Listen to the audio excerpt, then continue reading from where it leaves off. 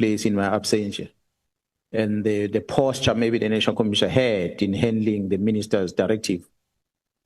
I was upset in January about the posture of the National Commission on this minister's directive. What makes me unhappy is because as a leader of the police, when you're a leader, you're a commander, it's your job to look after your members, their well-being. You provide them resources, you give them support on anything else so that they can go out there and face the bullet and be able to fight and defend and make you look good as a commander. So, but when it's time for them to be rewarded, as a good commander, you must reward them. If you promise to reward them, reward them. But if you promise to reward them and you turn around and you don't reward them, you lose respect from those members, you demoralize them. What had transpired last year was that when this team had briefed the president of the country at the protocol lounge in Durban at the airport, updating the president even about the work that they are doing in Eastern Cape, the president was complimentary of the members that they are doing a very good job. Subsequent to that, the National Commission had made some commitment that these members are going to be rewarded during the Excellence Awards that we're going to sit on the 26th of January, 2025, at the ICC in Durban. And the members went out to go and buy themselves nice clothes to look good so they can stand in front of their fellow colleagues to be rewarded, given good certificates for good performance and so forth. But on almost the eve of that Excellence Awards, because of this letter, then the minister did not want, I believe, the National Commission did not want to upset the minister, because the minister was going to be the functionary on Excellence Award. The minister was there and the National Commission was there. On the Excellence Award. That's at the awards day, is it 22nd or 28th of January? The 26th of January. 26th. So then suddenly, the members' nomination was withdrawn. The certification of these members was cancelled on the eve of the event. They were told, you're not going to be rewarded anything. Honorable Chair and members, you see the performance of this team. It is, I think it's annexed here on my document about the work they've done. I've presented it on my statement right at the beginning, starting from NSM 1, and I think it runs all the way up until page 77 on this annex. The work of this team, but they got this reward from the South African Police Service. You're showing... That's zero. Zero. They were not recognized, as if they did nothing. But the members that were led by General Nhlanhla that went to investigate the massacre of Lusigisi, which happened last year, those members were rewarded, including Sibia himself. One case. These members who did all this, they didn't get a single cent. Not a certificate, a mere paper that is signed by the National Commission was withdrawn, cancelled. So when you see me appear before the media on the 27th and express what I was expressing on the 27th of January, it is because some of the things that had happened in the organization, we demoralized these members. These members have been asking themselves questions ever since, that what did we do wrong? Whose toe did we step on that made the management to look at us like this? So these are a group of members that we're talking about, Honorable Chair and members, that we needed to protect. So I've been fighting this thing on behalf of these members to try and ask questions. What is it that these members have done wrong?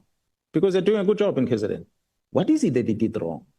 So it is that questioning of things that led me into uncovering other things. And I must say, as we are sitting here, Chair, and I've said it before and I'm repeating again, the rank levels in the police that are seen that I speak about are generals. We have brigadiers in the police. But the ones that are actually doing the job are constable and sergeants. 2 sergeants have shaken this country in Gauteng. 2 sergeants that are working in the Gauteng province have shaken this country. If it was not for their guts to go deeper into the criminality of the syndicate in Gauteng, we wouldn't be here today. Their resilience of those 2 juniors that brought us here, they are the ones that caused Khumalo to be part of it and assist them. That Khumalo caused me from KZN to bring the team to Gauteng to help them. We are having high-profile cases in court of the Katisos and the Mhlalas and the likes. It is because of those two junior members that started it. So I want to repeat again. When the junior members are working and you get directives like these that comes from the executive authority, it makes the members to lose faith and lose hope, and that energy of fighting crime is taken away from them. So we have a responsibility as management to protect those juniors.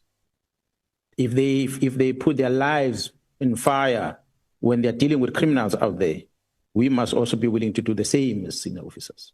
Now, there is a clip, and we can play it if it's requested, of you giving this interview on the awards day to the ENCA.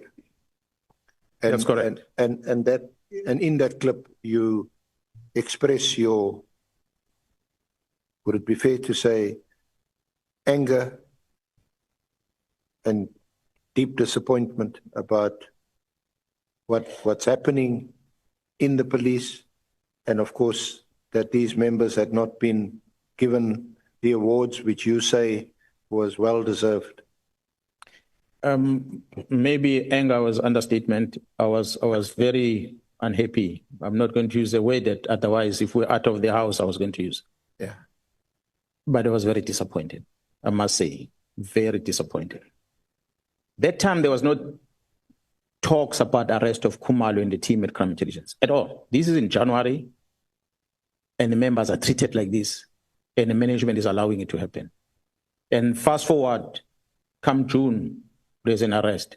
So obviously, in between a lot of things that are happening, we're picking up a lot of information that leads into the arrest. Then we start realizing that which was a problem at the beginning of the year is leading to this and is continuing to something else. So someone had to do something about it, because otherwise, yes, there's some very talkative experts out there who will say the police job is to not to politics. I'm not a politician. I've never signed, I've never joined a member of a political party. It's never been my dream to be a politician.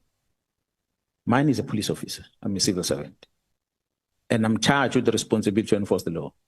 Yes, Minister Bheki Cele, he told us he's got a lot of admiration, he's got high admiration for you. He said you're a very good cop. Yeah, well, it's good because the minister, not a politician. It's good because then the general will know that if there's a law broken, even if he breaks the law, I'll arrest him as well. That is my job. I don't have a responsibility in terms of, that's why I was surprised when I saw Mr. Nkabingo with t-shirts of political parties. Because I don't wear a t-shirt of a political party. I even struggle to wear a t-shirt of a soccer club. Maybe Bafana will. I'm not that much involved. I know a lot of people within the political space, but it's not my space. And I don't dream of becoming a politician. There was an invitation on some of the members that I should join, but I'll gladly decline because that's not me. I was never like that. I'm just a South African, a civil servant. That's what I'm doing. I think people sometimes confuse a police officer that might become famous as we do and politician. We don't run a country by enforcing the law only. You run a country by looking at a variety of things, which I'm not an expert on. I know policing, nothing else. I don't write legislation, I enforce it. I might pick up things that are wrong in the legislation, but I don't draft it. The honorable members do that. So honorable chair members, what I was trying to indicate here is that in January, the letter is written by the minister. In January, the members are deprived of an opportunity to be given an award. Fast forward, in June, we have members arrested. And when you realize that you are trying everything to mitigate all what is happening, you're not winning. It becomes worse when the Gauteng team tells you, we have taken this case to court, to a prosecutor, to request a warrant of arrest against a famous criminal, and the warrant of arrest is signed by the prosecutor, and they go to a magistrate to go and sign off the warrant of arrest. Then, while the magistrate is about to sign, a call comes in from the prosecutor that says, bring back that file. I missed something there. The members go back to the prosecutor. The prosecutor takes this file. He says, no, you know what? I don't want to lose my job. I'm not signing this warrant of arrest anymore. Go to my boss and get a warrant signed. When you start hearing that coming from the members are sitting and they're wondering, okay, what do we do now? And they go to the high office of the prosecution, they're going to complain about it. And next thing, they get paraded as criminals. They get frustrated. Then you realize no matter how much you can investigate, you can't place it in court because the people that are supposed to help you to place it in court, they don't want to be part of it because they're afraid. So that's your evidence on interference in the criminal prosecution. Honorable Chair members, there are a lot of things that are there. Records, voice recording, that cannot be made public because it's going to compromise serious security of the state. You will have heard at the Nhlanhla Commission, there are things that are going to be held in camera. I don't know if there is things that are going to be held in camera here because they are records. But are these voice there are records where people are talking, how they're controlling the system. This one is controlling that one, and that one is controlling this one. This one is going to handle this thing in this fashion, done by the senior people within the security cluster. So once you hear that and you realize you are fighting a losing battle, what else do you do next? Arrest, yes, but you can't prosecute. These recordings, are they authorized? They are authorized. Let me maybe clarify, because there's this. Bran Mkhwanazi says, hey, Mkhwanazi should have brought a 205. That's an expert in policing that was denied by a political party to be a member recently. But he claims to be a member in policing, that he knows that for you to get this, you must have this. The act which these members have passed says, when you take Mkhwanazi's phone, you cannot download it without his authority.